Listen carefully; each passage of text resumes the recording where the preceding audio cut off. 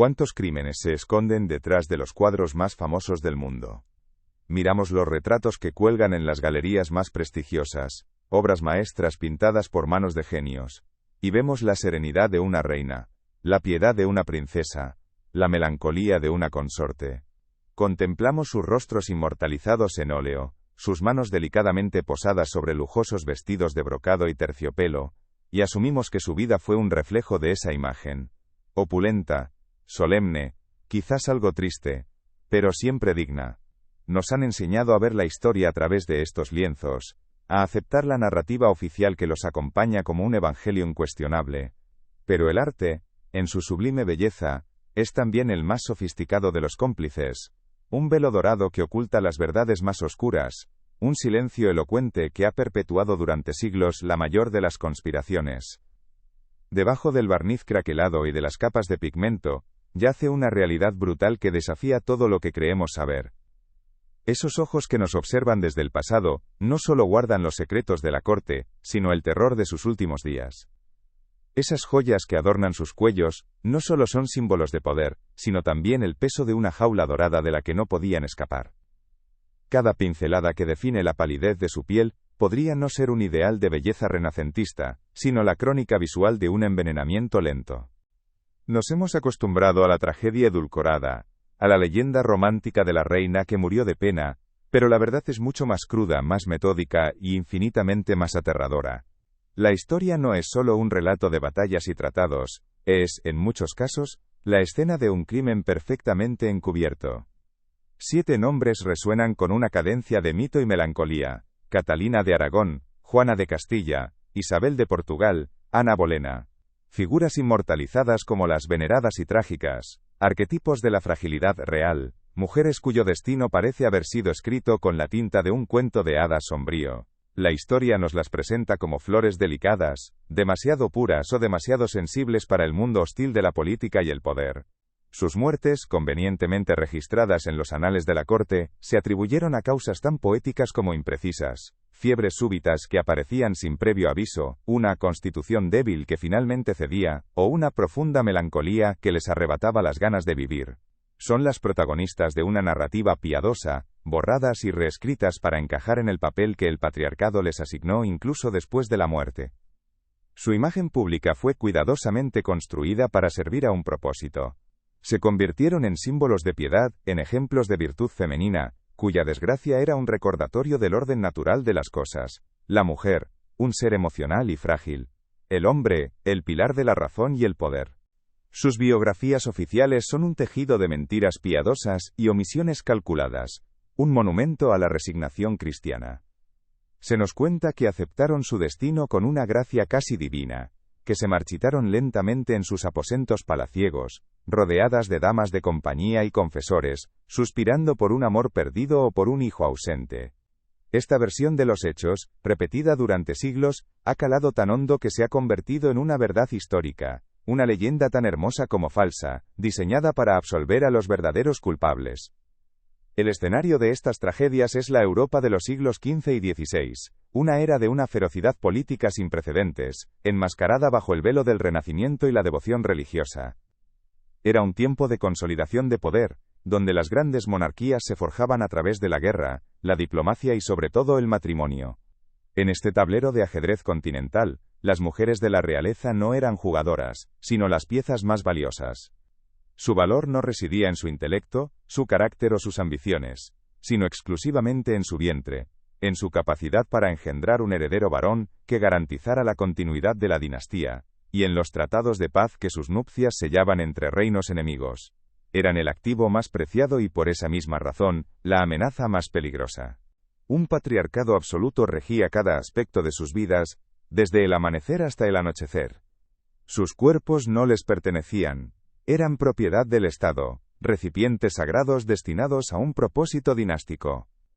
Cualquier atisbo de independencia, cualquier opinión política que no fuera un eco de la de su esposo, padre o hermano, cualquier negativa a ser una simple marioneta en sus manos, las convertía en un problema. Y en las cortes europeas donde el poder lo era todo, los problemas no se solucionaban, se eliminaban. Una reina que pensaba por sí misma, que acumulaba influencia, o que simplemente se volvía inconveniente para los planes de un monarca, representaba un obstáculo intolerable, que debía ser neutralizado de la forma más silenciosa, eficaz, y sobre todo, definitiva posible. La verdadera tragedia que vamos a desvelar, no es la de sus muertes prematuras, sino la desmitificación de ese cuento de hadas, para revelar un feminicidio institucionalizado, un sistema de aniquilación tan sofisticado como cruel. La verdadera historia no habla de destinos desgraciados, sino de crímenes de Estado perpetrados por sus seres más cercanos. Esposos, padres y hermanos que vieron en ellas una amenaza a su autoridad absoluta. La crueldad más profunda no fue el golpe final que acabó con sus vidas, sino la tortura psicológica, el aislamiento progresivo, y la conspiración sistémica que lo orquestó, convirtiendo los suntuosos palacios en cámaras de tortura, y la historia oficial en la coartada, perfecta para los asesinos. Imaginemos por un momento la realidad detrás de los muros de esos castillos. No eran hogares, sino prisiones de lujo donde cada palabra era escuchada, cada gesto analizado y cada amistad considerada una posible traición. La enfermedad que las consumía no nacía en su cuerpo, sino que era administrada por manos conocidas.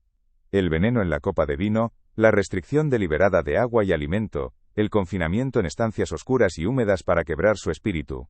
Este no es un relato de fragilidad, sino de una resistencia inimaginable frente a un horror cotidiano. El horror de saber que tu carcelero es el hombre que duerme a tu lado, que tus médicos son sus cómplices, y que el mundo exterior solo conocerá la versión que él decida contar. Lo que se ha presentado como decadencia física, era, en realidad, la putrefacción moral de un sistema de poder construido sobre la subyugación de la mujer. La enfermedad que asolaba las cortes, no era la peste ni la viruela, sino la tiranía masculina en su forma más pura y letal. Los síntomas de esta plaga no eran la fiebre o la tos, sino los crímenes perfectamente encubiertos, los diagnósticos falsificados, y los rumores maliciosos sobre la locura o la histeria de una reina. La decadencia no estaba en sus cuerpos, que luchaban por sobrevivir, sino en las almas de aquellos que, en nombre de Dios y de la corona, planificaban su eliminación con una frialdad calculadora que hiela la sangre. Cada una de estas mujeres fue víctima de un método de eliminación diseñado para ser indetectable, para simular una muerte natural, y preservar la imagen pública del monarca. El envenenamiento lento, por ejemplo, era el arma predilecta. Administrar pequeñas dosis de arsénico, el llamado veneno de los reyes, durante meses o incluso años, provocaba un deterioro físico gradual que los médicos de la época, a menudo cómplices, diagnosticaban como una enfermedad degenerativa, una consunción o una tuberculosis. Los síntomas, dolor abdominal, debilidad, pérdida de cabello, eran vagos y fácilmente atribuibles a una constitución débil, permitiendo que el crimen se desarrollara a la vista de todos sin que nadie osara llamarlo por su nombre. En otros casos, la crueldad era aún más refinada y psicológica. Pensemos en la deshidratación forzada, un método de una perversidad sublime. Una reina, declarada melancólica, era confinada en una estancia remota del palacio, supuestamente para su recuperación. Allí, el acceso al agua era deliberadamente restringido día tras día. La sed se convertía en una tortura constante, una agonía que consumía su cuerpo y su mente hasta que la muerte llegaba como una liberación. El diagnóstico oficial era impecable. Una profunda tristeza le quitó las ganas de vivir. La verdad era mucho más simple y monstruosa. Fue asesinada por la sed, en una habitación cuyas paredes absorbieron sus últimos y desesperados lamentos. Y luego estaba la más insidiosa de las armas. La tortura psicológica, el gaslighting elevado a la categoría de estrategia de Estado. El caso de Juana de Castilla, inmortalizada como la loca, es el paradigma de esta técnica. Su célebre locura no fue una condición innata, sino la respuesta lógica y humana a un confinamiento brutal que duró décadas, a la privación sensorial y a una manipulación constante por parte de su padre y su hijo, diseñada para anular su voluntad, usurpar su legítimo poder y convertirla en un espectro en su propio reino. La encerraron en la oscuridad, y luego la acusaron de no poder ver la luz, silenciaron su voz, y luego la llamaron demente por gritar. El verdadero horror de esta conspiración no reside en la violencia explícita, sino en su escalofriante normalización y en la complicidad institucional que la hizo posible. Imaginemos a los médicos de la corte, hombres de ciencia que habían jurado preservar la vida, falsificando diagnósticos a cambio de títulos nobiliarios o bolsas de oro. Imaginemos a los sacerdotes, los guardianes de la moral, escuchando la confesión de un rey asesino y otorgándole la absolución, silenciando la verdad en nombre de la estabilidad del reino. Y sobre todo, imaginemos a una corte entera, a cientos de nobles, damas y sirvientes, que miraban hacia otro lado, que susurraban en los pasillos pero callaban en público, mientras una reina se consumía a la vista de todos, convirtiéndose en cómplices pasivos del crimen. Esta arquitectura del silencio fue tan robusta que ha perdurado durante más de 500 años. Pero, ¿y si esa fortaleza de mentiras estuviera a punto de derrumbarse? ¿Y si las reinas que conocemos por sus retratos y leyendas no murieron sino que fueron asesinadas? ¿Y si la prueba irrefutable de estos crímenes ha estado esperando pacientemente a ser descubierta oculta en lugares insospechados? La narrativa cambia drásticamente cuando la historia deja de ser un cuento y se convierte en una investigación forense. El gancho de esta revelación se encuentra en un lugar donde el pasado y el presente chocan con una fuerza devastadora. Un laboratorio de última generación, donde la ciencia moderna se dispone a interrogar a los muertos. Avancemos hasta hoy. Un equipo de historiadores y arqueólogos forenses, tras años de negociaciones secretas y el acceso a archivos del Vaticano largo tiempo sellados, ha conseguido lo impensable: exhumar los restos de estas 7 figuras legendarias. En un ambiente estéril de acero y cristal, muy lejos de la opulencia de los palacios renacentistas, los secretos guardados bajo lápidas de mármol están a punto de ser revelados. Las herramientas ya no son la pluma y el pergamino, sino los escáneres de electrones, los espectrómetros de masas y el análisis de ADN. La verdad ya no depende del testimonio de cronistas comprados, sino de la evidencia fría, objetiva e irrefutable que el propio cuerpo de las víctimas ha conservado. La primera prueba llega con una fuerza sobrecogedora. Un mechón de cabello de Catalina de Aragón, la primera y desafiante esposa de Enrique VIII, conservado como una reliquia durante siglos, es colocado bajo el haz de un escáner de rayos X de fluorescencia. En la pantalla los datos se traducen en gráficos y cifras, y entonces la confirmación. Picos anómalos que dibujan una verdad inequívoca, concentraciones masivas de arsénico, absorbidas por el cabello durante un largo periodo. No fue una dosis única y fatal, sino una administración metódica y prolongada. La ciencia corrobora la sospecha. Catalina de Aragón no murió de un corazón roto o un cáncer como afirma la historia, fue sistemáticamente envenenada. Esta revelación es solo la punta del iceberg, la primera pieza de un rompecabezas macabro que reescribirá la historia de Europa. Lo que este equipo está descubriendo es que 7 de las muertes más famosas y trágicas de la realeza no fueron obra del destino, ni de la fragilidad femenina. Fueron crímenes de Estado, asesinatos a sangre fría planificados y ejecutados por las personas en las que más confiaban. El misterio que se despliega no es solo quién lo hizo, porque los sospechosos principales siempre estuvieron a la vista, sino cómo lo hicieron y cómo lograron ocultarlo durante tanto tiempo con la complicidad de toda una estructura de poder. El contraste entre la imagen que nos ha legado el arte y la cruda evidencia científica es demoledor.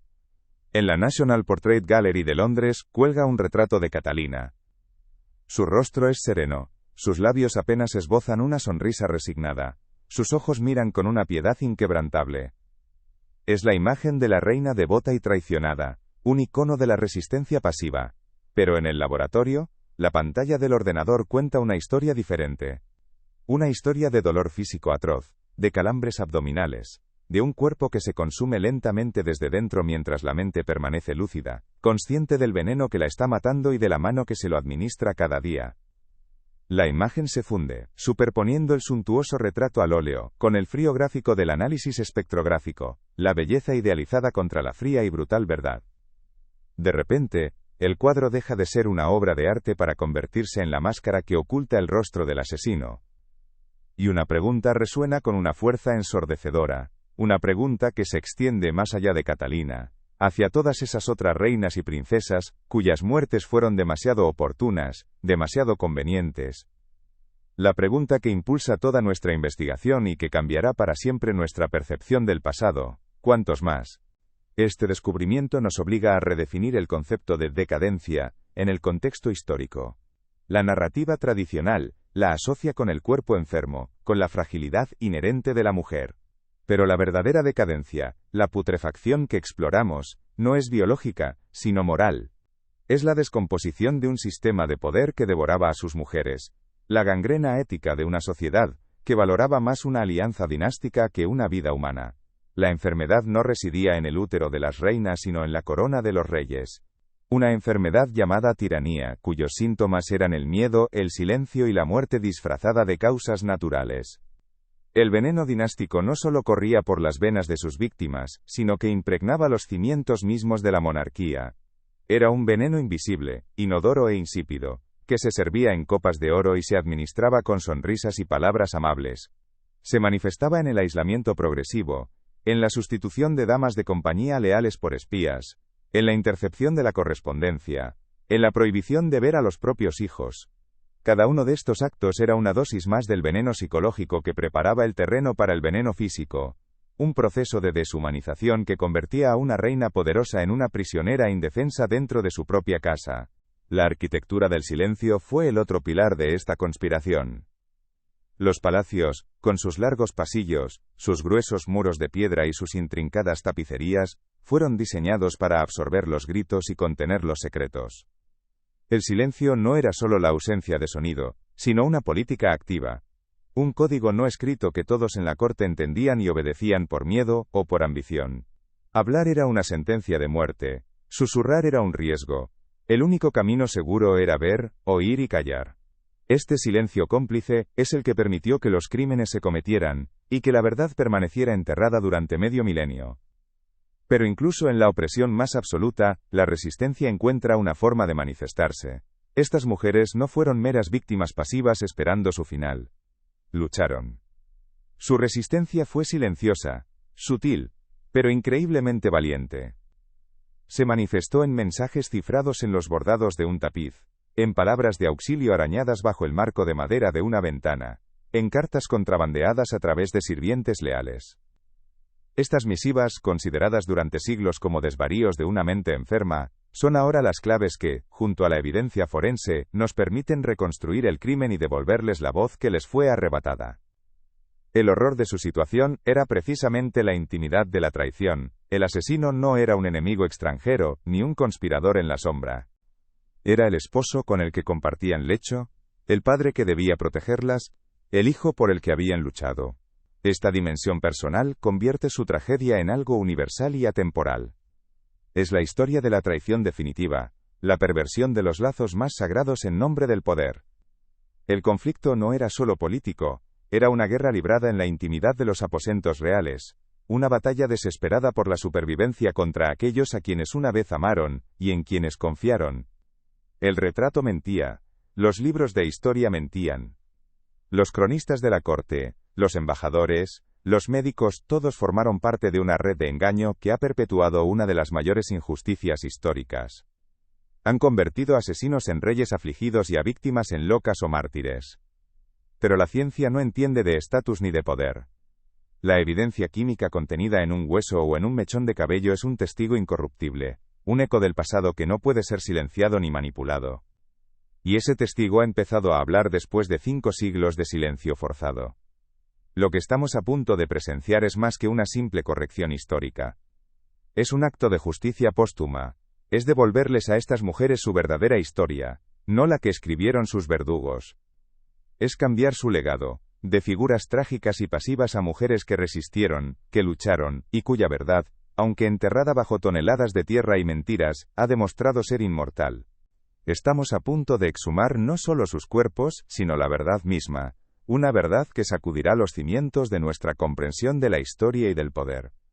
La investigación nos llevará a través de 7 vidas, 7 crímenes, y una única y monstruosa conspiración. Desde la lluviosa Inglaterra de los Tudor hasta la austera Castilla de los Reyes Católicos, pasando por la opulenta corte portuguesa. Cada caso desvelará una nueva faceta de la crueldad sistémica, un nuevo método de eliminación, una nueva red de cómplices. Seguiremos las pistas que dejaron atrás, descifraremos sus mensajes ocultos, y, con la ayuda de la ciencia del siglo XXI, nos convertiremos en los detectives de un caso que lleva 500 años sin resolverse. Nos adentraremos en el castillo de Kimbolton, donde una Catalina de Aragón moribunda, sentía el veneno corroer su cuerpo mientras escribía cartas desesperadas a su hija María, cartas que sabía que nunca serían enviadas.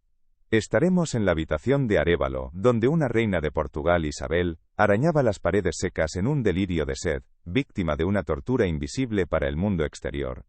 Escucharemos los ecos de los gritos de Juana en la oscuridad de su confinamiento en Tordesillas, un sonido que se convirtió en la única prueba de que seguía viva. La historia, tal y como la conocemos, es la versión de los vencedores. Pero ¿qué sucede cuando los vencidos, los silenciados, finalmente tienen la oportunidad de contar su propia versión? ¿Qué sucede cuando la ciencia les da una voz más poderosa y creíble que la de cualquier crónica real? Lo que sucede es una revolución que no se libra con espadas sino con isótopos y análisis de ADN. Una revolución que demuestra que la verdad, por muy profundo que se la entierre, siempre encuentra la manera de salir a la luz. El viaje que comenzamos ahora es sombrío, inquietante, y en ocasiones, profundamente doloroso. Nos obligará a mirar de frente la capacidad humana para la crueldad y la traición en su forma más íntima. Pero también es un viaje de esperanza y reivindicación. Es la prueba de que ningún crimen es perfecto, y de que ningún secreto puede guardarse para siempre. Después de 500 años de silencio, los huesos han comenzado a hablar. Y lo que revelan no solo reescribirá la historia, sino que expondrá los cimientos mismos del poder como lo que realmente fueron. Una tumba construida sobre los secretos y los cuerpos de las mujeres. Para comprender la génesis de esta decadencia orquestada, debemos retroceder en el tiempo, a los años de juventud de estas mujeres, cuando la promesa de un futuro brillante aún no se había agriado, hasta convertirse en una sentencia de muerte. Pensemos en una joven Isabel de Portugal, no como la figura trágica y consumida que la historia nos ha legado, sino como una infanta de una inteligencia deslumbrante y una educación exquisita. Criada en una de las cortes más cultas de Europa, dominaba el latín, hablaba varios idiomas y poseía una comprensión de la política internacional que superaba con creces a la de muchos de los consejeros de su futuro esposo. Era un prodigio, un activo incalculable para cualquier reino. Y fue precisamente esa brillantez, la primera palada de tierra sobre su futura tumba, el primer ingrediente del veneno que la destruiría. Su llegada a la corte castellana fue como una ráfaga de aire fresco, un destello de erudición y refinamiento que al principio cautivó a todos, incluido al propio emperador Carlos. Él vio en ella no solo una esposa y la madre de sus herederos, sino una consejera, una mente igual a la suya con la que podía debatir los asuntos de Estado. Durante los primeros años de su matrimonio, Isabel no fue una simple consorte, fue una regente en ausencia de su marido, gobernando con una mano firme y una sabiduría que se ganó el respeto de los nobles y el amor del pueblo. Pero el respeto, en el frágil ecosistema de la corte, es una moneda de doble cara. El poder que acumulaba, la lealtad que inspiraba, empezaron a proyectar una sombra sobre el trono del emperador, una sombra que él, en su paranoia absolutista, no podía tolerar.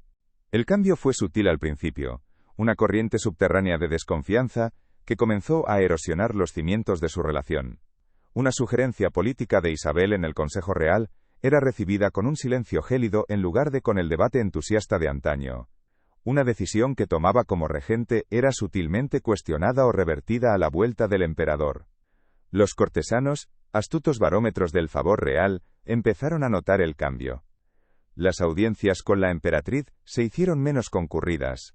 Los elogios a su gestión se convirtieron en susurros cautelosos. Isabel, con su aguda inteligencia, lo percibió todo.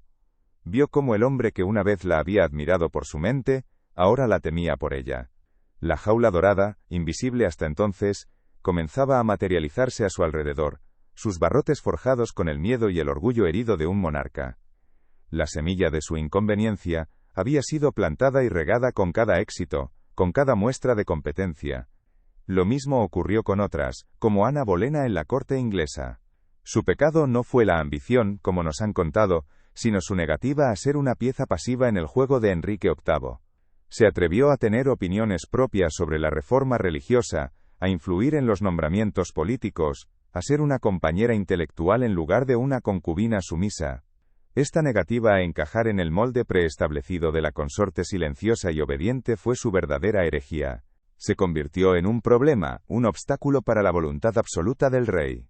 Y como ya sabemos, en las cortes del siglo XVI, los obstáculos no se sorteaban, se demolían de la forma más definitiva posible.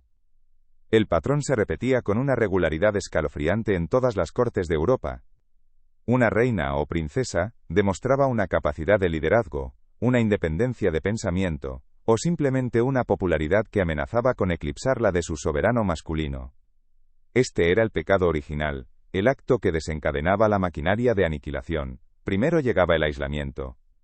Las damas de compañía en las que confiaba, sus amigas y confidentes, eran despedidas bajo pretextos absurdos y reemplazadas por mujeres cuya lealtad no era hacia ella sino hacia el rey.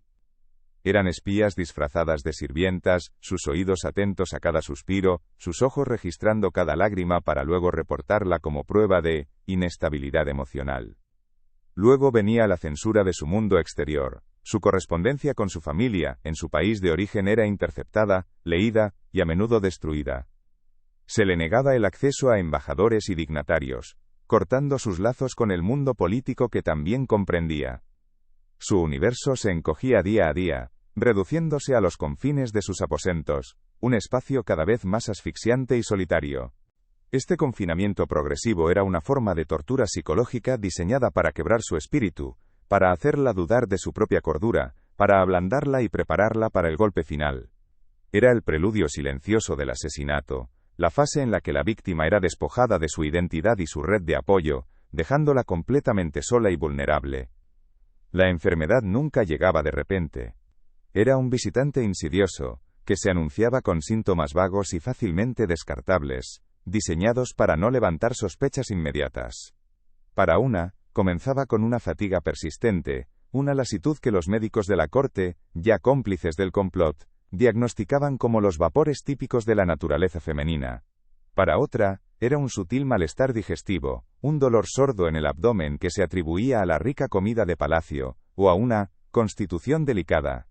Estos primeros signos eran la avanzadilla del horror, las primeras dosis de un veneno administrado con una paciencia diabólica, o las primeras etapas de una privación calculada que comenzaba a minar el cuerpo desde dentro. El punto de inflexión, el momento en que la sospecha se convertía en una certeza aterradora para la víctima, llegaba de forma íntima y devastadora. Quizás era un sabor metálico y extraño en el vino que su propio esposo le ofrecía con una sonrisa, un sabor que persistía en su boca durante horas. O tal vez era la sed, una sed abrasadora y antinatural, que no se calmaba por más agua que bebiera, como si el líquido se evaporara antes de llegar a sus entrañas. Era en esos momentos, en la soledad de la noche, cuando el velo se rasgaba y la monstruosa verdad se revelaba en toda su crudeza. No estaba enferma, estaba siendo asesinada, y el verdugo era el hombre que yacía a su lado en el lecho conyugal. Imaginemos el terror puro de esa epifanía, la comprensión de que cada comida podía ser la última, que cada copa de vino era una ruleta rusa, que las manos que debían protegerla eran las que medían la dosis mortal. El palacio dejaba de ser un hogar para convertirse en una trampa mortal, cada pasillo un corredor de la muerte, cada rostro sonriente la máscara de un posible cómplice.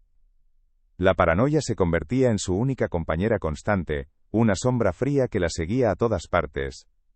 ¿En quién podía confiar? ¿El cocinero que preparaba sus manjares? ¿La dama de compañía que le acercaba el agua? ¿El médico que le tomaba el pulso con dedos fríos mientras recetaba pócimas inútiles que quizás contenían más veneno? Para Isabel de Portugal, confinada en Arévalo, la enfermedad se manifestó como una sed que se convirtió en una obsesión, un fuego que consumía su garganta y su mente. Los registros oficiales hablan de una profunda melancolía, que la llevó a rechazar el agua. La verdad, inferida de los mensajes ocultos que ahora entendemos, era mucho más cruel. El agua no se le negaba por completo, lo que habría sido demasiado obvio. Se le restringía. Se le daba lo justo para mantenerla viva en un estado de agonía perpetua. Su cuerpo se marchitaba, su piel se volvía seca y quebradiza como el pergamino, sus labios se agrietaban y sangraban. La deshidratación crónica la sumía en un estado de delirio, sus desesperados ruegos por agua interpretados como los desvaríos de una loca.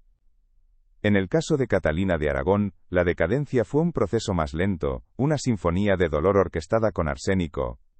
Los primeros signos fueron calambres abdominales tan intensos que la doblaban en dos, seguidos de náuseas y una debilidad que apenas le permitía levantarse de la cama. Su cabello, antes espeso y lustroso, comenzó a caerse en mechones, cubriendo su almohada cada mañana como un recordatorio macabro de su deterioro. Su piel adquirió un tono grisáceo y pálido, una palidez que ninguna cantidad de polvos de arroz podía disimular. Los médicos de Enrique VIII, con una solemnidad fingida, hablaban de un cáncer de corazón, una metáfora poética para encubrir un crimen metódico. La lucha de estas mujeres por sobrevivir, por mantener una apariencia de normalidad frente a la corte, fue un acto de una valentía sobrehumana. Se convirtieron en maestras del engaño, no para mentir, sino para sobrevivir.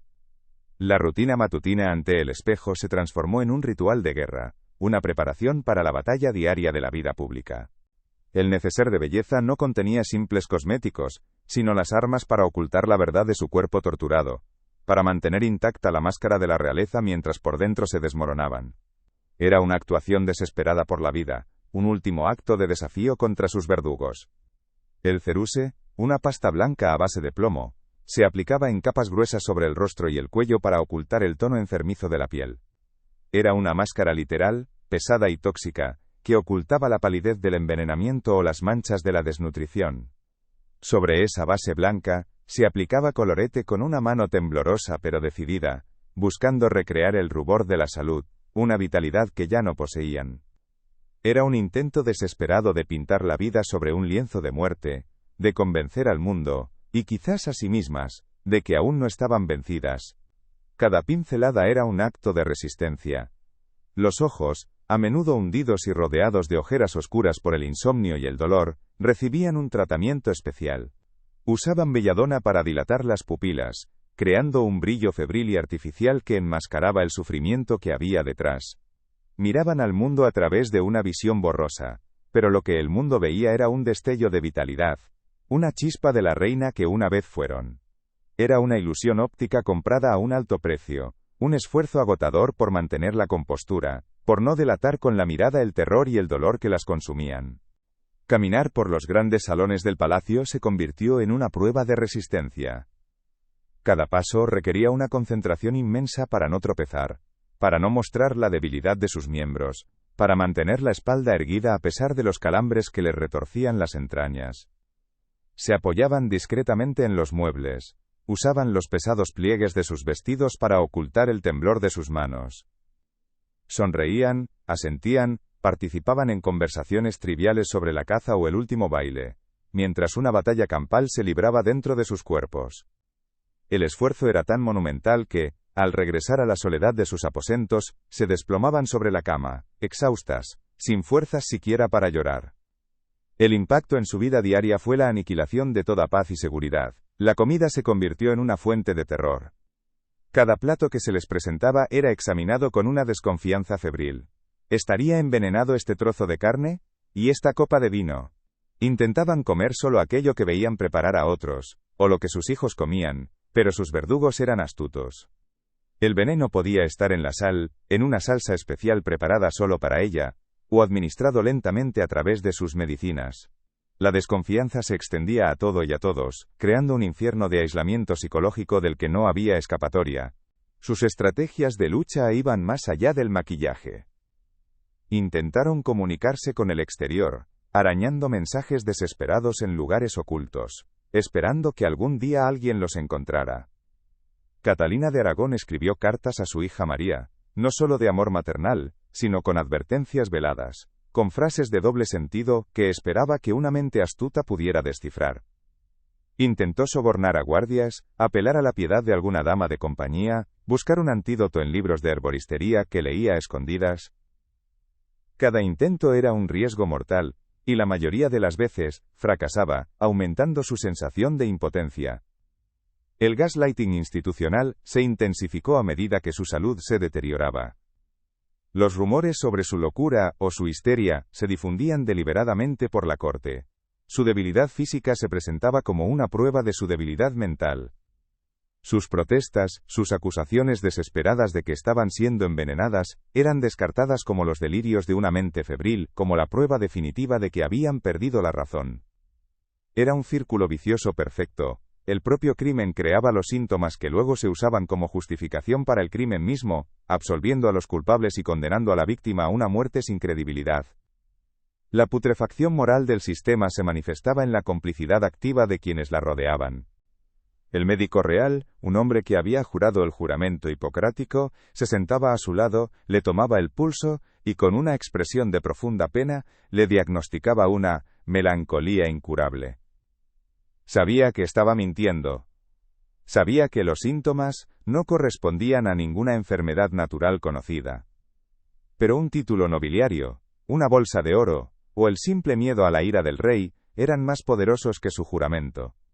Se convertía en un asesino con bata de erudito, su pluma firmando un certificado de defunción falso que era en realidad la coartada del rey. El confesor, el supuesto guardián de su alma, también jugaba su papel en esta farsa macabra. Escuchaba sus susurros aterrorizados en la intimidad del confesionario, sus certezas de que su vida estaba siendo arrebatada. Y en lugar de ofrecer ayuda o denunciar el crimen, le aconsejaba resignación cristiana. Le hablaba de aceptar la voluntad de Dios, de prepararse para la otra vida, de perdonar a sus enemigos. Su silencio, comprado con el favor real o motivado por una retorcida interpretación de la razón de Estado, la dejaba espiritualmente desarmada, atrapada entre un Dios que parecía haberla abandonado y un rey que la estaba matando. La corte entera se convirtió en un teatro del absurdo. Nobles y damas que en privado susurraban sobre el rápido declive de la reina, en público actuaban como si nada fuera anormal. Le ofrecían sus condolencias por su mala salud con una hipocresía nauseabunda. Participaban en la farsa, miraban hacia otro lado, porque su propia supervivencia dependía de su capacidad para ignorar la verdad que se desarrollaba ante sus ojos. El silencio no era pasivo, era una decisión activa, una forma de complicidad que permitía que el asesinato a cámara lenta continuara sin obstáculos. La lucha de estas mujeres no fue solo por su vida, sino por su cordura. El asalto no era solo físico, sino también psicológico. Estaban siendo borradas en vida, su identidad desmantelada pieza por pieza. Se les negaba su papel, su poder, su voz, y finalmente, su propia percepción de la realidad. La pregunta que debió atormentarlas en sus noches de insomnio no era solo, ¿por qué me hacen esto?, sino una mucho más aterradora. ¿Y si tienen razón? ¿Y si de verdad me estoy volviendo loca? Este asalto a la mente era, quizás, la forma más refinada y cruel de la tortura. El contraste entre su realidad interna y su imagen pública era un abismo insondable. Para el mundo, seguían siendo la reina, la emperatriz, una figura de poder y gracia, inmortalizada en retratos con la piel de porcelana y una mirada serena. Pero detrás de esa fachada, en la oscuridad de sus aposentos, eran prisioneras torturadas, contando las horas, examinando cada bocado, luchando contra el veneno, la sed y la desesperación. El retrato no era un reflejo de su vida, sino la antítesis, la mentira perfecta que sus asesinos legarían a la historia. La decadencia, por tanto, no era un proceso natural, sino una construcción, un proyecto meticulosamente planificado y ejecutado. Cada síntoma fue inducido, cada diagnóstico falsificado, cada rumor plantado. El objetivo no era solo la muerte física, sino la destrucción de su legado. Querían que la historia las recordara como débiles, locas o melancólicas, no como las mujeres fuertes e inteligentes que realmente fueron. Querían asesinar no solo su cuerpo, sino también su memoria, asegurándose de que su versión de los hechos fuera la única que sobreviviera. La soledad de su lucha es quizás el aspecto más desgarrador de su tragedia. Estaban rodeadas de gente, de una corte bulliciosa, pero estaban fundamentalmente solas. No tenían a nadie a quien recurrir, nadie en quien confiar plenamente. Cada mano amiga podía ser la de un traidor. Esta soledad absoluta en medio de la multitud es una forma de infierno que pocos podemos imaginar. Era la culminación de la estrategia de aislamiento, el golpe de gracia psicológico que las dejaba sin defensas, enfrentadas a su destino en el más absoluto desamparo. El primer vómito de sangre, la primera vez que perdieron el conocimiento en sus aposentos, fueron momentos de terror privado que marcaron una nueva etapa en su calvario. Estos eventos, ocultados cuidadosamente a la corte, eran la prueba irrefutable de que el final se acercaba. El cuerpo, a pesar de su resistencia, estaba empezando a ceder de forma irreversible. La lucha ya no era por la supervivencia, sino por mantener un último vestigio de dignidad, por no darles a sus verdugos la satisfacción de verlas completamente rotas. Sus intentos de resistencia, aunque en última instancia fútiles para salvar sus vidas, no fueron en vano. Esos mensajes arañados, esas cartas contrabandeadas, esas palabras susurradas a un sirviente leal que logró escapar, fueron las semillas de la verdad. Permanecieron latentes durante siglos, desestimadas como ficción o locura, pero no desaparecieron. Eran cápsulas del tiempo de su sufrimiento, esperando la tecnología y la perspectiva histórica adecuadas para ser finalmente descifradas y comprendidas, para dar testimonio en un juicio que tardaría 500 años en comenzar. El uso del maquillaje, esa máscara de salud, también tuvo un efecto psicológico inverso. Cada mañana, al pintarse el rostro, no solo engañaban a la corte, sino que se armaban de valor a sí mismas. Era un acto de autoafirmación, una declaración silenciosa de que, a pesar del dolor y el veneno, seguían siendo la reina. Era una forma de aferrarse a su identidad, de recordarse a sí mismas quiénes eran antes de que comenzara la tortura. Por unas horas, la mujer en el espejo se parecía a la que una vez fue, y eso les daba la fuerza para enfrentar otro día en el infierno. La decadencia física, descrita con tanto detalle morboso por los cronistas de la corte, era en realidad un testimonio de su increíble resistencia. El hecho de que sus cuerpos tardaran meses, a veces años, en sucumbir al veneno o a la privación, habla de una fortaleza física y una voluntad de vivir extraordinarias. No eran flores delicadas que se marchitaban al primer soplo de adversidad. Eran robles que resistían un huracán, luchando por cada aliento, por cada día de vida, en una batalla desigual y solitaria. La narrativa de su fragilidad es la última y más grande de las mentiras. El momento en que se dieron cuenta de que sus propios hijos estaban siendo utilizados en su contra, fue quizás el punto de no retorno emocional. Cuando se les negaba el acceso a ellos, o cuando los niños eran instruidos para temer a su propia madre para verla como una enferma o una loca, el dolor se volvía insoportable. Era la perversión del vínculo más sagrado, la utilización de su amor maternal como un arma más en el arsenal de la tortura psicológica. Les estaban arrebatando no solo su vida y su poder, sino también su papel como madres, la parte más fundamental de su ser.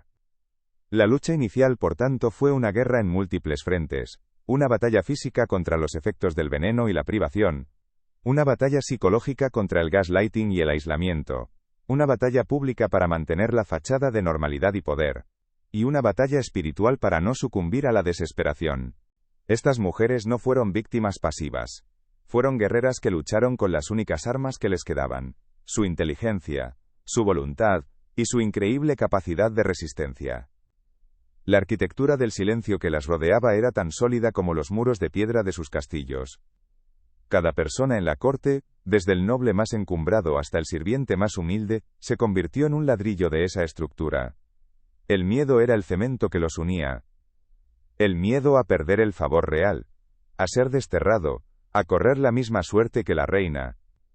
Este miedo colectivo creó una conspiración de silencio tan eficaz, que permitió que un asesinato se desarrollara a plena luz del día, disfrazado de tragedia natural.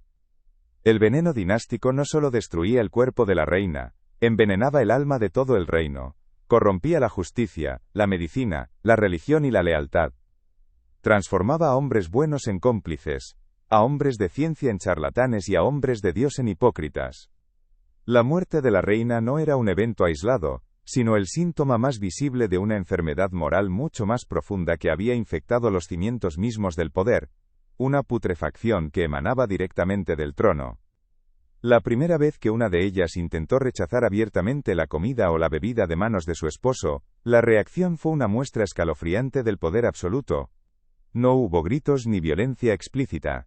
Solo una sonrisa fría, una orden tranquila a los guardias para que la sujetaran, y la copa siendo forzada entre sus labios. El mensaje era claro. No había escapatoria. La resistencia abierta solo aceleraría el final, y lo haría más brutal. Tenían que jugar su juego, beber de su copa, y luchar en silencio, desde las sombras. Los pequeños actos de bondad que recibían eran como un oasis en el desierto, pero también peligrosos. Una dama de compañía que le pasaba a escondidas un trozo de pan sin salsa. Un guardia que le permitía unos minutos más de sol en el jardín. Estos gestos, aunque reconfortantes, ponían en peligro mortal a quienes los realizaban. La reina a menudo tenía que rechazarlos, no por desconfianza, sino para proteger a las pocas personas que aún sentían compasión por ella, añadiendo una capa más de soledad a su sufrimiento. La ironía más cruel es que su educación, su inteligencia, aquello que las hacía tan especiales, se convirtió en la herramienta de su propia tortura. Comprendían perfectamente la política detrás de su eliminación, entendían las alianzas que su muerte facilitaría, los tratados que su desaparición sellaría. No morían en la ignorancia, sino con la plena y lúcida conciencia de por qué estaban siendo sacrificadas. Su mente brillante, que una vez fue su mayor activo, se convirtió en su mayor tormento, obligándolas a analizar cada detalle de su propia y lenta ejecución. La narrativa de la Constitución débil era particularmente insidiosa. Se basaba en siglos de misoginia, en la idea de que el cuerpo femenino era inherentemente defectuoso, propenso a enfermedades misteriosas y fallos inexplicables. Esta creencia, profundamente arraigada en la mentalidad de la época, proporcionó la coartada perfecta. Nadie cuestionaba que una mujer, incluso una reina, pudiera simplemente marchitarse y morir, porque se consideraba parte de su naturaleza. La ciencia médica de la época, en su ignorancia, se convirtió en la mejor aliada del feminicidio. El inicio de la decadencia fue por tanto el final de la esperanza. Fue la transición de una vida de privilegio y poder a una existencia de terror y supervivencia. Fue el momento en que se dieron cuenta de que las historias de reinas malvadas de los cuentos de hadas estaban equivocadas. El verdadero monstruo no era la madrastra con la manzana envenenada, sino el príncipe azul, el rey amado, cuyo beso era más letal que cualquier veneno conocido. La lucha que emprendieron, aunque destinada al fracaso en su tiempo, fue la que finalmente permitió que su historia fuera contada. Cada acto de resistencia, por pequeño que fuera, dejó una marca, una anomalía en el registro histórico, una pregunta sin respuesta que intrigaría a las generaciones futuras. No sabían que estaban dejando pistas para detectives que nacerían 500 años después, pero su indomable espíritu se negó a ser borrado por completo, dejando un rastro de migas de pan a través del oscuro bosque de la historia. La decadencia no comenzó en sus cuerpos, comenzó en el momento en que un hombre en el poder decidió que su existencia era un inconveniente. Todo lo que siguió, el veneno, la sed, el aislamiento, no fueron las causas de su declive, sino simplemente las herramientas utilizadas para llevar a cabo una sentencia que ya había sido dictada en secreto. Su enfermedad no fue biológica, fue política. Y su muerte, no fue una tragedia, fue una ejecución. Y si estáis disfrutando al desvelar los secretos de la historia, no olvidéis darle a me gusta a este vídeo, para ayudarnos a llegar a más personas interesadas en estas tramas del saber. El punto de no retorno había llegado. El clímax del sufrimiento ya no era una dolencia sutil que pudiera ocultarse tras una capa de cerusa o una sonrisa forzada. Era una bestia desbocada que se había apoderado de sus cuerpos, una agonía tan visceral y abrumadora que ni los gruesos muros de piedra de los palacios podían contener su eco. La máscara de la realeza, sostenida durante meses con una fuerza de voluntad sobrehumana, comenzó a resquebrajarse, revelando el horror que se escondía debajo. Ya no se trataba de disimular una fatiga persistente o un malestar estomacal. Se trataba de sobrevivir a un infierno privado que alcanzaba su cenit, un asalto final y brutal contra los últimos vestigios de su resistencia física y mental, mientras el mundo exterior solo veía la fachada impasible de la corona. La decadencia se había convertido en una tormenta perfecta, un espectáculo de horror íntimo orquestado con una precisión diabólica. El cuerpo, ese primer y último bastión de la identidad, se transformó en un campo de batalla donde cada célula luchaba una guerra perdida, contra un enemigo invisible e implacable. El veneno, la sed, la oscuridad, las armas variaban, pero el objetivo era el mismo: la aniquilación total, no solo de la vida, sino de la voluntad.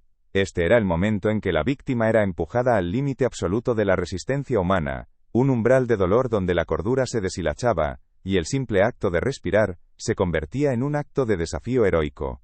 El clímax no era la muerte, sino este purgatorio en vida, esta tortura sostenida que precedía al fin. Para Isabel de Portugal, en la soledad forzada de su retiro en Arévalo, el infierno adoptó la forma de una sed insaciable, una tortura elemental y primaria, que reducía a la emperatriz a su instinto más básico.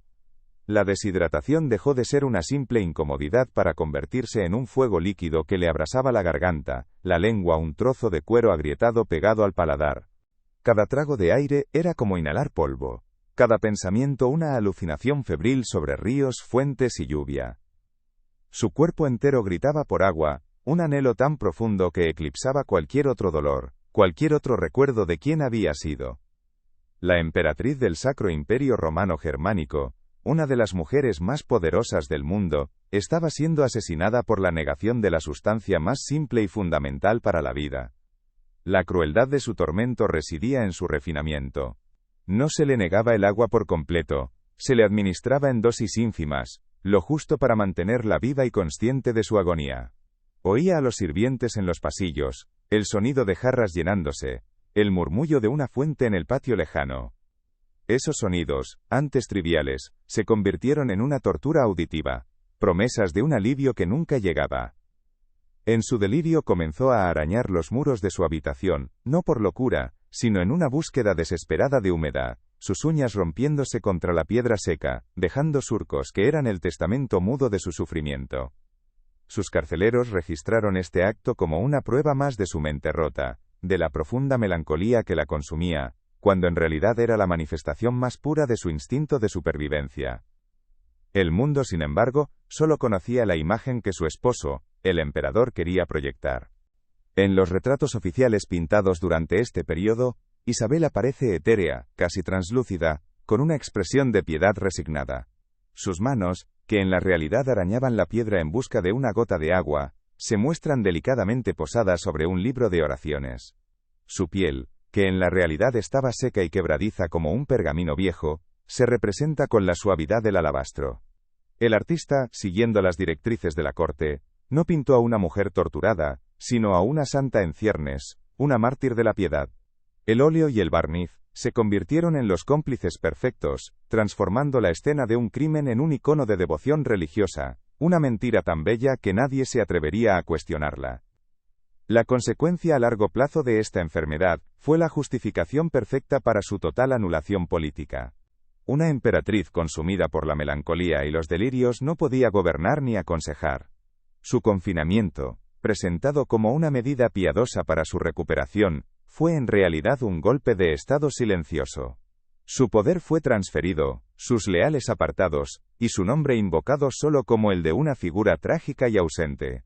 Su sufrimiento físico allanó con acento agudo el camino para la consolidación del poder absoluto de su marido, demostrando que la cámara de tortura y la sala del trono podían ser, en esencia, la misma habitación, separadas solo por una fina capa de propaganda y silencio cómplice.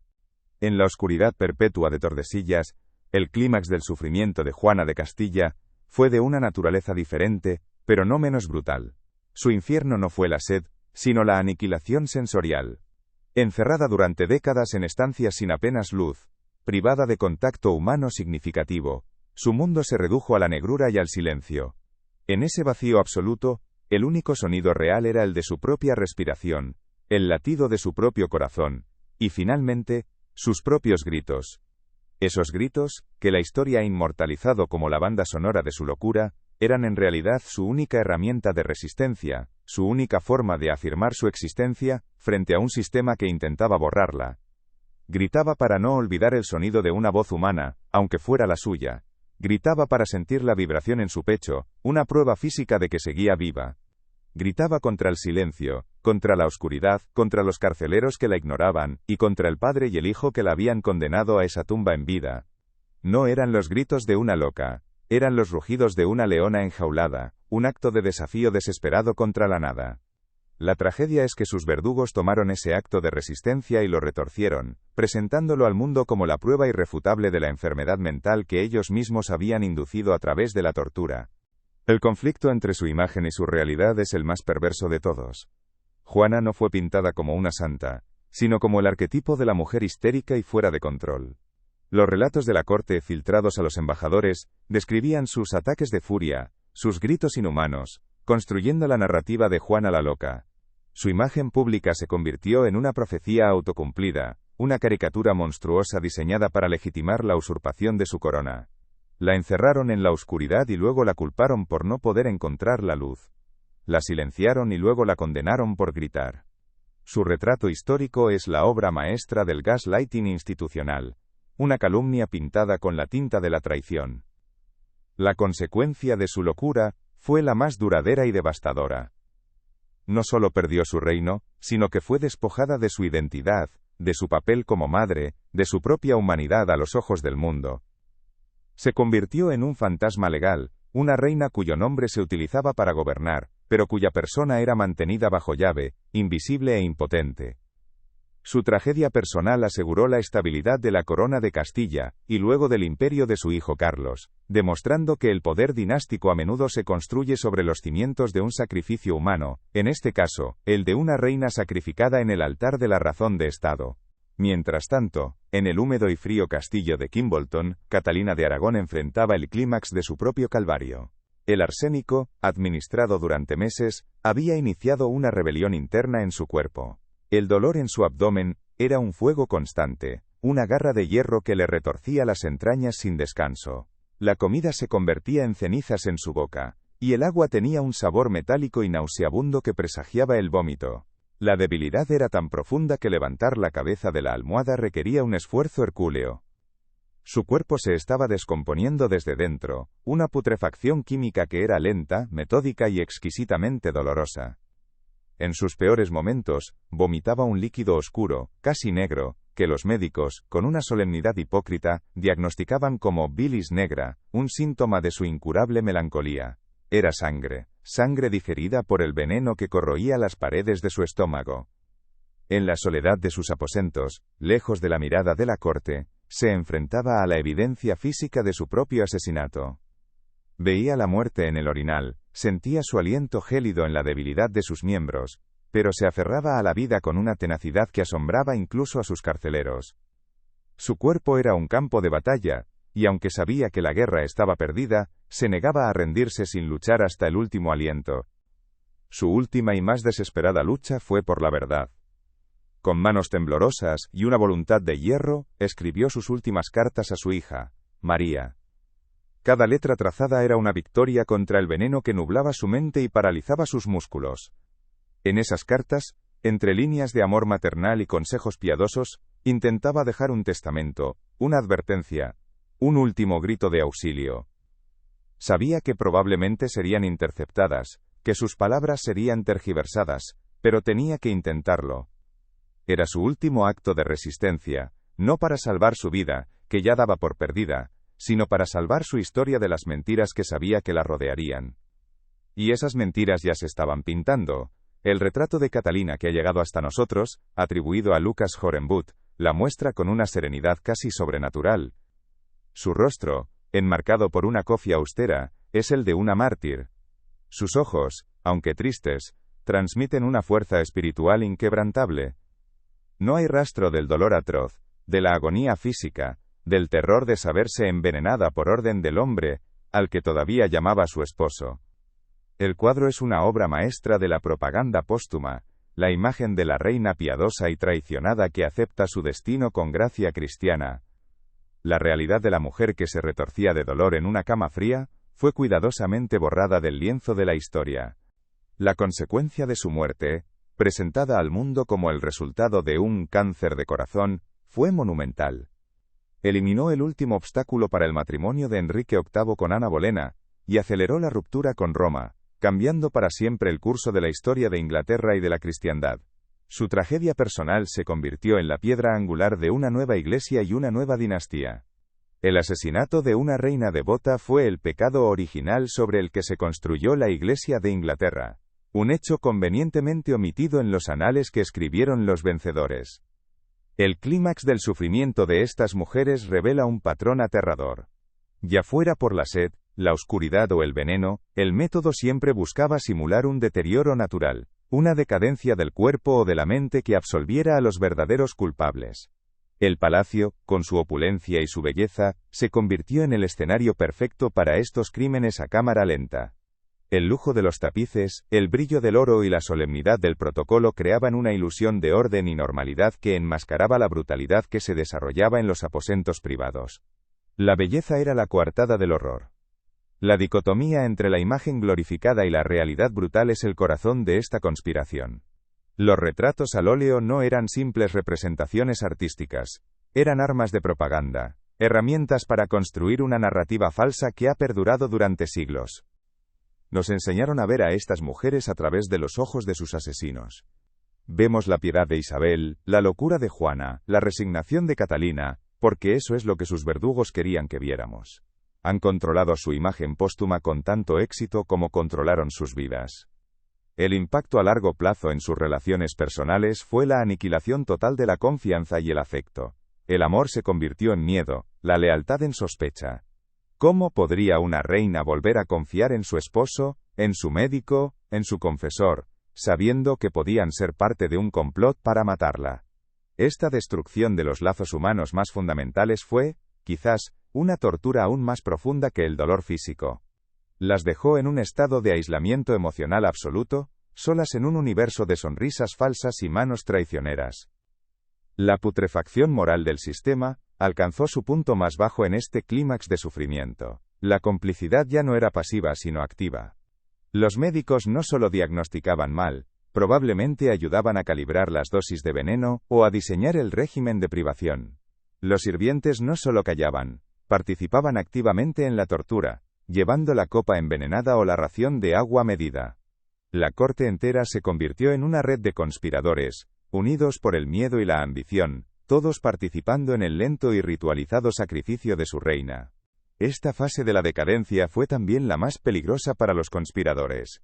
Un error, una dosis demasiado alta, un grito escuchado por el embajador equivocado, y todo el plan podría haberse desmoronado. Por eso el control era absoluto.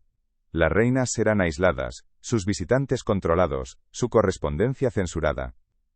La arquitectura del silencio se reforzó, convirtiendo sus aposentos en una caja negra, de la que no podía escapar ninguna información que no fuera la versión oficial de los hechos. El momento más intenso del sufrimiento fue, irónicamente, el momento de su mayor fortaleza. Sobrevivir a un día más de esa agonía requería una fuerza interior que desafía la imaginación. No se derrumbaron. No se rindieron a la locura, ni a la desesperación. Lucharon hasta el final, con las pocas armas que les quedaban. Una carta, un arañazo en la pared, la negativa a darles a sus verdugos la satisfacción de verlas completamente rotas. Su resistencia en el umbral de la muerte es el verdadero legado que la historia ha intentado borrar. La traición definitiva, el golpe que rompía no solo el cuerpo sino también el alma, era la intimidad del crimen. El veneno era servido por el esposo que había jurado protegerlas, el confinamiento ordenado por el padre que les dio la vida, o el hijo al que habían criado. Este horror doméstico, elevado a la escala de la realeza, es lo que hace que su historia resuene con una fuerza tan aterradora y universal. Demuestra que la tiranía más cruel no es la del enemigo lejano, sino la que se esconde detrás del rostro del amor y la familia. Si conoces a alguien que se interesa por historias de superación y decadencia, por la increíble resiliencia del espíritu humano frente a la crueldad más inimaginable, comparte este vídeo. La historia de estas mujeres no es solo un relato de victimización, sino un testimonio de una fuerza que ni el veneno ni el poder absoluto pudieron extinguir por completo. Su lucha merece ser conocida y su verdadera historia, finalmente contada. Con el cuerpo finalmente cediendo y la mente llegando a los límites de la resistencia, la conspiración entraba en su fase final. El clímax del sufrimiento había ablandado a la víctima y preparado a la corte para el desenlace inevitable. Ahora solo quedaba administrar el golpe de gracia, registrar la muerte con la terminología médica adecuada y organizar un funeral de Estado que sellara para siempre la mentira bajo una lápida de mármol. El asesinato estaba a punto de consumarse, y la historia oficial, ya escrita, esperaba pacientemente en los despachos de los cronistas reales. La fase final no fue una lenta decadencia, sino un colapso. El cuerpo, asediado durante meses o años, finalmente declaraba su rendición incondicional. La voluntad de hierro que había sostenido la máscara de la normalidad, se quebraba bajo el peso de un dolor insoportable, y un agotamiento que trascendía lo físico para convertirse en una aniquilación del alma. Era el momento en que ya no había fuerzas para aplicar el ceruse, para dilatar las pupilas con belladona, o para mantener la espalda erguida. La reina, despojada de sus últimos artificios, se convertía en lo que sus verdugos habían creado, un espectro postrado en un lecho, un cuerpo consumido, esperando la liberación de la muerte. La corte, con una hipocresía perfectamente ensayada, comenzaba a hablar en susurros sobre la inminente y trágica pérdida, preparando el escenario para el acto final de su macabra representación teatral. En la soledad de la alcoba, la muerte no llegaba como un ladrón en la noche, sino como un visitante largamente esperado y anunciado. El asesino, ya fuera el esposo, el padre o el hijo, realizaba sus últimas visitas, su rostro una máscara de compasión y pena. Sostenía la mano de su víctima, le susurraba palabras de consuelo, mientras sus ojos fríos calculaban el tiempo que le quedaba, la eficacia de su método. El médico real realizaba sus últimos exámenes inútiles, registrando el pulso débil, la respiración superficial, y dictaminando con solemnidad que la voluntad de Dios estaba a punto de cumplirse. El sacerdote ofrecía la extremaunción, instando a una confesión final, a un perdón que era, en realidad, la última mordaza para asegurar que la verdad muriera con la víctima. Los últimos días de Catalina de Aragón en el castillo de Kimbolton fueron un descenso a un infierno de dolor físico y lucidez mental. El arsénico había devastado su sistema digestivo, y cada intento de ingerir alimento o agua era una tortura que la dejaba sin aliento. A pesar de la agonía, su mente permaneció clara hasta el final. Dictó sus últimas cartas, una para su sobrino, el emperador Carlos, y otra, la más desgarradora, para Enrique, el hombre que la estaba matando. En ella, lo perdonaba por todo, le encomendaba el cuidado de su hija María y firmaba, en un último acto de desafío a su anulación, como Catalina, reina de Inglaterra.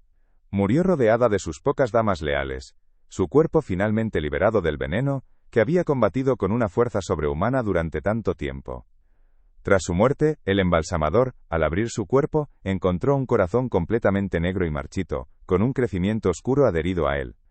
La explicación oficial, difundida rápidamente por la corte de Enrique, fue que había muerto de cáncer de corazón, una causa poética y conveniente que encajaba con la narrativa de una reina que había muerto de pena. Pero los síntomas descritos y el estado de sus órganos internos son, para la ciencia moderna, un manual de libro de texto sobre el envenenamiento crónico por arsénico. El rumor de su asesinato se extendió por toda Europa, pero sin pruebas, y frente a la maquinaria de propaganda de los Tudor, se desvaneció en el reino de la especulación, convirtiéndose en un susurro silenciado por la historia oficial. El entierro fue apresurado casi clandestino para una reina de su estatus. No se le concedieron los honores de una reina de Inglaterra, sino los de una princesa viuda de Gales, el último insulto a su memoria, la negación final de su legítimo lugar en la historia.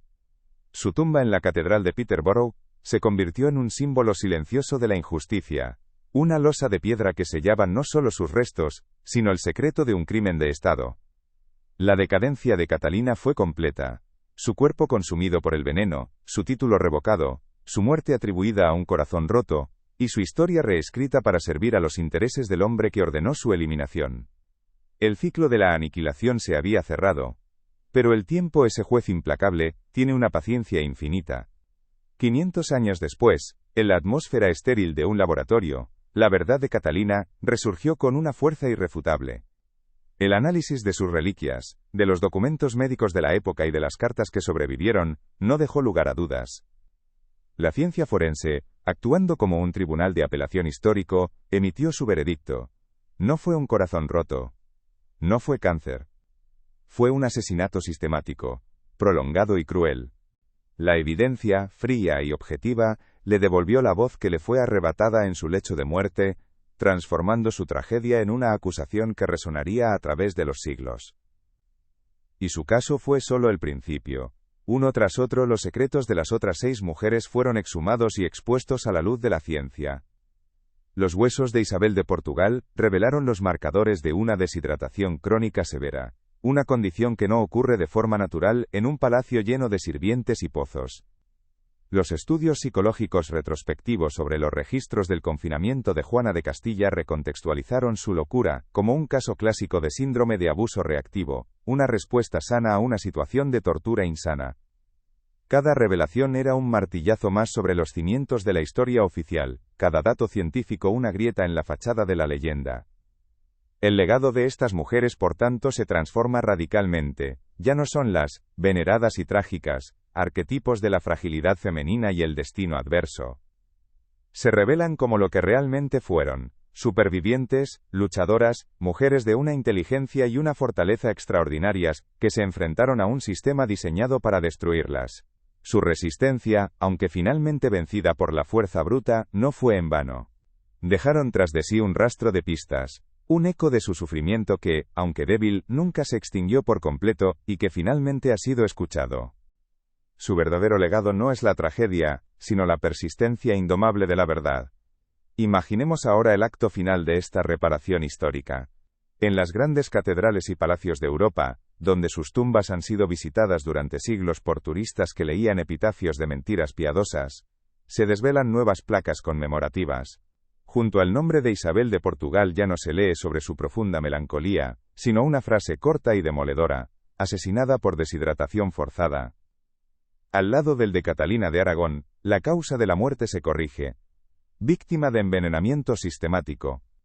Son actos simbólicos pero de un poder inmenso, porque reescriben la narrativa pública y devuelven la dignidad a las víctimas, nombrando el crimen por su nombre. La putrefacción moral del sistema que las condenó, queda así expuesta a la vista de todos. La decadencia que exploramos no estaba en sus cuerpos, sino en las coronas de los hombres que las rodearon. Era la gangrena de un poder absoluto que no toleraba rivales, ni siquiera en la forma de una esposa inteligente o una madre influyente.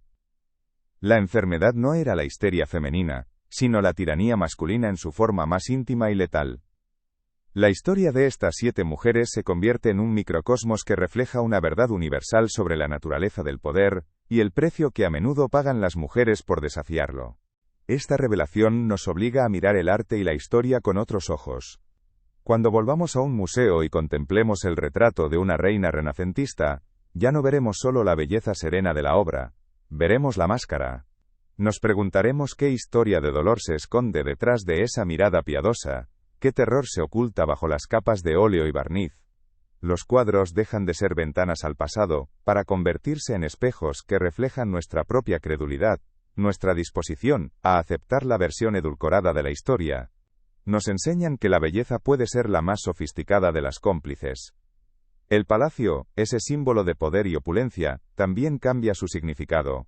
Ya no es el escenario de un cuento de hadas, sino la escena de un crimen. Sus salones dorados, sus jardines idílicos, y sus alcobas suntuosas, se tiñen con la sombra de la traición y el sufrimiento.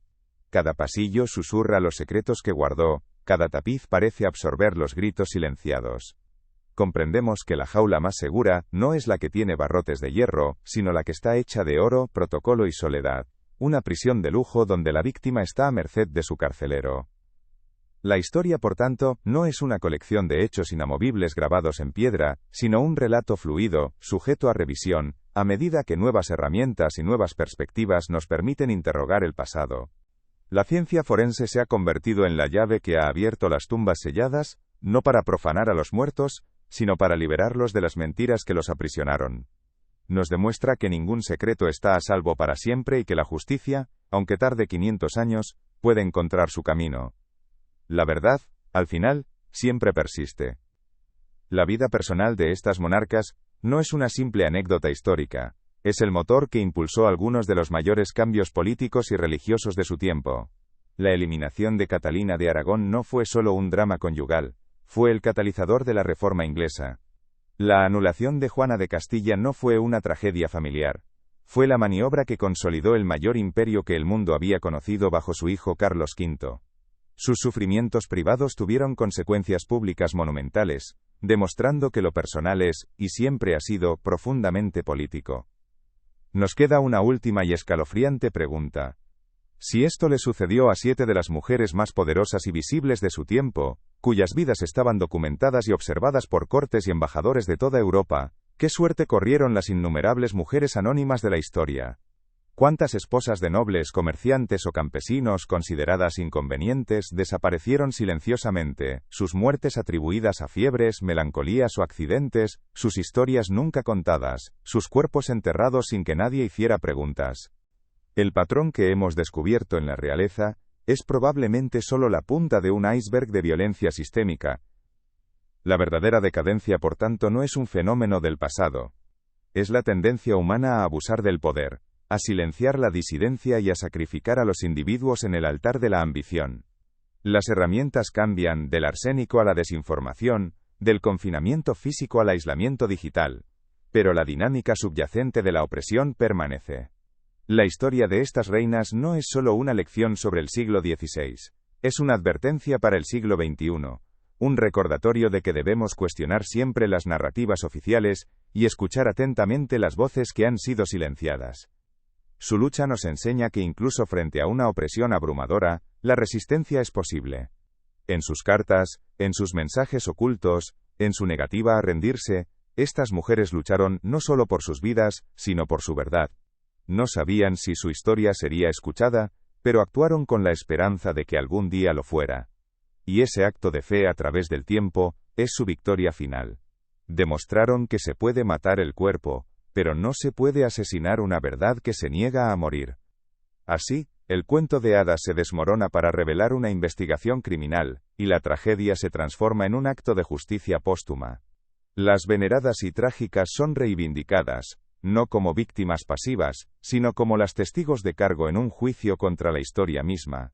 Su testimonio, escrito en veneno en sus huesos y en dolor en sus cartas, nos obliga a reevaluar todo lo que creíamos saber sobre el poder, la gloria y el precio que se pagaba por ellos. La verdad ha sido exhumada, y con ella, nuestra comprensión del pasado nunca volverá a ser la misma.